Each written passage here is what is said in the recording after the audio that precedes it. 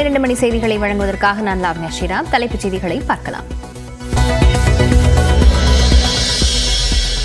சூரல்மலாவில் மீட்புப் படையினருடன் இணைந்து சடலங்களை மீட்டு வரும் தன்னார்வலர்கள்.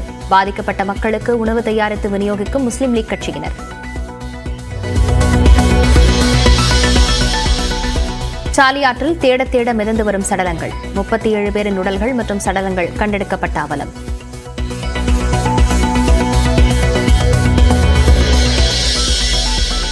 சூரல்மலாவில் வெள்ளப்பெருக்கால் 2ஆக பிரிந்து பாய்ந்த இருவிழிஞ்சி ஆறு. தடமே தெரியாமல் புதையுண்டு கிடக்கும் வீடுகள்.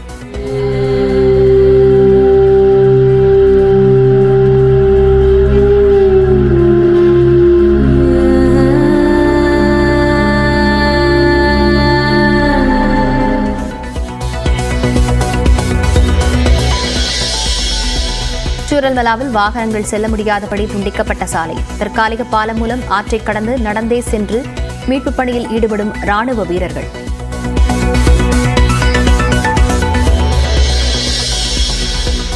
வயநாட்டின் சூரல்மலாவின் நிலச்சரிவால் பாதை மாறி வீட்டிற்குள் புகுந்த ஆறு. உதவிக்கு செல்போனில் அழைத்த போதும் யாரும் நெருங்க முடியாததால் உயிரிழந்த மருத்துவக் கல்லூரி ஊழியர்.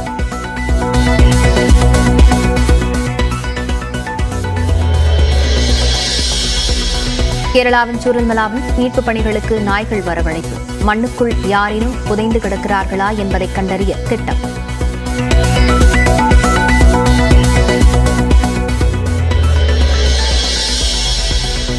கேரளாவில் நிலநடுக்கத்தால் பாதிக்கப்பட்ட வயநாட்டிற்கு சென்றபோது அமைச்சர் வீணா ஜார்ஜ் சென்ற கார் விபத்து. சிறிய காயங்களுடன் தப்பினார் அமைச்சர்.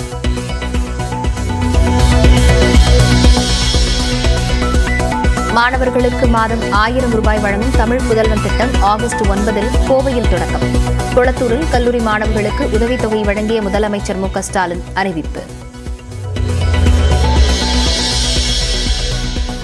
வீடு கட்டுவதற்கான வரைபட அனுமதி கட்டணம் உயர்த்தப்பட்டிருப்பதாக எதிர்க்கட்சித் தலைவர் எடப்பாடி பழனிசாமி குற்றச்சாட்டு. பழைய கட்டணத்தையே வசூலிக்க வேண்டும் என தமிழக அரசுக்கு வலியுறுத்தல். மேட்டூர் அணையிலிருந்து திறக்கப்படும் நீரின் அளவு வினாடிக்கு 1,25,500 கன அடியாக அதிகரிப்பு. 1,75,000 கன அடி வரை அதிகரிக்கப்படும் என எச்சரிக்கை.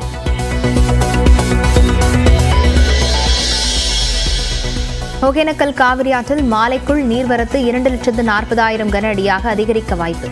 காவிரி கரையோர மக்களை பாதுகாப்பான இடங்களில் தங்க வைக்க ஏற்பாடு.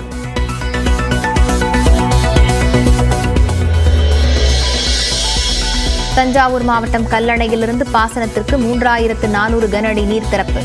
அமைச்சர் கே. நேரு உள்ளிட்டோர் மலர் தூவி மரியாதை.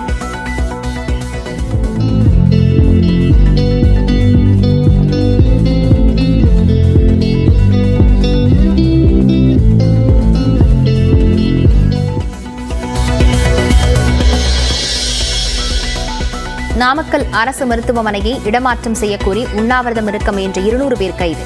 அனுமதி மறுப்பை மீறி போராட்டத்தில் ஈடுபட முயன்றதால் காவலர்கள் நடவடிக்கை.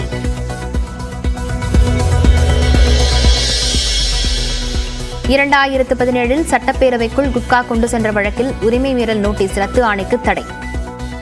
நோட்டீஸுக்கு பதிலளிக்க முதலமைச்சர் ஸ்டாலின் உள்ளிட்ட திமுக எம்எல்ஏக்களுக்கு சென்னை உயர்நீதிமன்றம் உத்தரவு.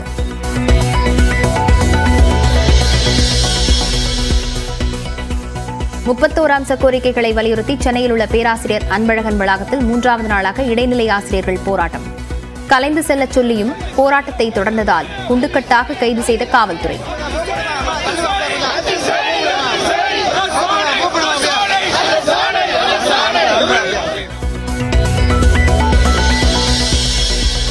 வருமான வரி கணக்கு தாக்கல் செய்ய இன்றே கடைசி நாள். கால அவகாசம் நீட்டிக்கப்படவில்லை என மத்திய அரசு விளக்கம். தமிழ்நாட்டில் மருத்துவ படிப்புகளுக்கான கலந்தாய்வு ஆகஸ்ட் 21 தொடக்கம். விண்ணப்பங்கள் பதிவிறக்கம் ஆன்லைனில் தொடங்கியது.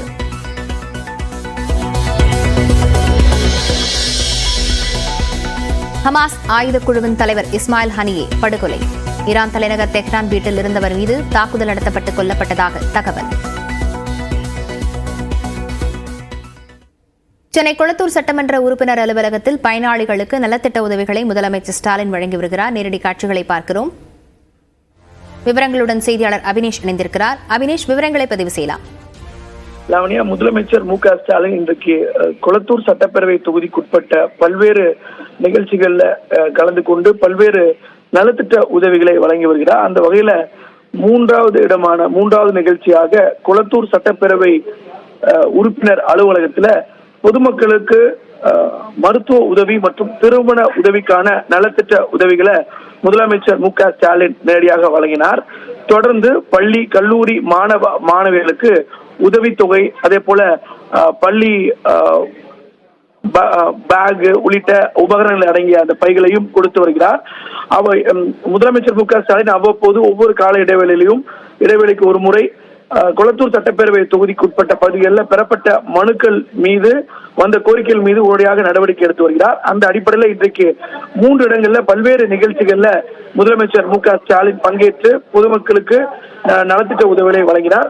அதுல 3வது நிகழ்ச்சியாக கொளத்தூர் சட்டமன்ற உறுப்பினர் அலுவலகத்துல முன்னதாக முதியோர்களுக்கு தேவையான மருத்துவ உதவிகளுக்கான அந்த பெட்டகத்தை அவர் கொடுத்தார். திருமண உதவித்தொகை கேட்டு பெறப்பட்ட மனுக்கள் மீது நடவடிக்கை எடுத்து அந்த திருமண உதவித்தொகை அதையும் பொதுமக்களுக்கு வழங்கினார்.